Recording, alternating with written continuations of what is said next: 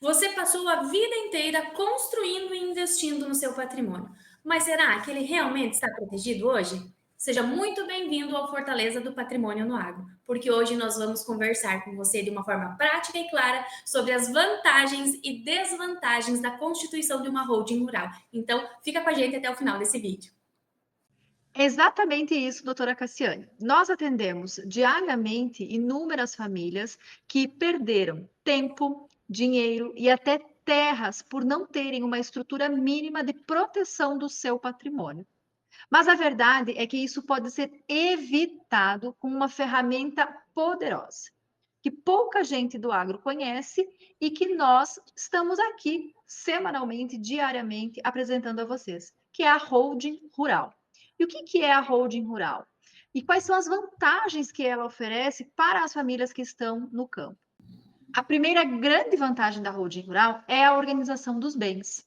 Ao transferir sua propriedade para uma empresa familiar, você separa o patrimônio da pessoa física, que passa a ter o controle total através de cotas sociais de uma empresa familiar.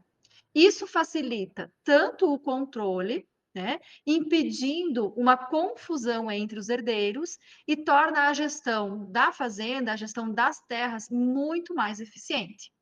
É como se fosse sair da informalidade e colocar tudo em um papel, em um documento com muita clareza e sempre quem é dono do quê, considerando que você permanece com o controle total, né? Quem decide são os patriarcas e principalmente quem tem direito ao quê? É uma organização estruturada. E um segundo ponto muito importante em relação às vantagens da constituição de uma holding é a questão da proteção do patrimônio, não é, doutora? Porque se os imóveis eles continuam no CPF dos patriarcas, eles estão expostos a muitos riscos, como é o caso de processos, ações trabalhistas, dívidas, porque nós sabemos como funciona a atividade rural e o quanto, o volume que ela abrange, né? A extensão para se desenvolver essa atividade. Sem falar na questão dos divórcios também, podendo envolver os próprios patriarcas ou então os filhos desses patriarcas. E também brigas familiares em uma eventual questão de partilha, quando esse momento chegar. Agora, dentro de uma holding, de uma estrutura de holding bem feita, é possível evitar ou então limitar que essas situações venham a acontecer. E como que a gente faz isso, Cassiane? Como que a gente faz isso, Ângela? Com cláusulas de proteção estrategicamente estabelecidas no contrato social, como a doutora Ângela começou a falar anteriormente. Sem contar que dentro da holding, então, você pode impedir que o genro, que a nora ou que um terceiro venham a herdar direta ou indiretamente as suas terras, o seu patrimônio. É você que escolhe as regras do jogo, né? E isso faz toda a diferença nos momentos delicados que se apresentam para a família. Exatamente. E olha só, a holding, ela também facilita e muito a sucessão, né? O que acontece? Muitas famílias precisam organizar a sua sucessão para a geração futura. Ou, em muitos casos, ocorre uma sucessão que a gente chama de sucessão precoce. É quando aquele pai ou aquela mãe parte antes do que era o esperado pela família. A gente nunca quer que uma sucessão precoce aconteça, né? Mas ela é inevitável se caso venha ocorrer. Então, como que a holding ela vai auxiliar nesse momento da sucessão? Nós já trabalhamos em vídeos anteriores o grande custo de uma sucessão não planejada, como é o caso de uma família que precisa passar pelo procedimento de inventário. Então, numa holding familiar, quando se processa todo esse planejamento ainda em vida, você pode organizar a entrada dos filhos, definir cotas sociais para quem, para cada um desses filhos, né? As responsabilidades que esses filhos, que os seus sucessores vão ter com a sua partida e principalmente evitar o inventário, né? Como a gente falou, aquele processo que ele é longo, né, demorado, extremamente caro e pode ser motivo de conflito entre os herdeiros, né? A sucessão pela holding familiar, ela é muito mais rápida, é muito mais barata e muito mais segura. E quando a gente fala é muito, é porque é muito mesmo. Por quê? Porque nós utilizamos a lei em nosso favor, em favor das famílias, é utilizar a lei de forma estratégica e eficiente, e não deixar que depois, lá na frente, quem venha a fazer a divisão ou decidir seja o governo, porque não tem mais escolha do patriarca ou da matriarca. Né? Então, a sucessão via uma holding familiar, ela permite que a família continue unida, né? Continue unida no seu âmbito familiar e principalmente também, né? Que a produção não pare, porque em muitos casos, num procedimento de inventário, né, doutora Cassiane, se ele for permeado por conflitos, a produção também é prejudicada, né? E além disso, a holding familiar, ela traz uma economia tributária e uma eficiência administrativa, que dependendo do caso, é possível reduzir custos tributários de forma muito grande, né?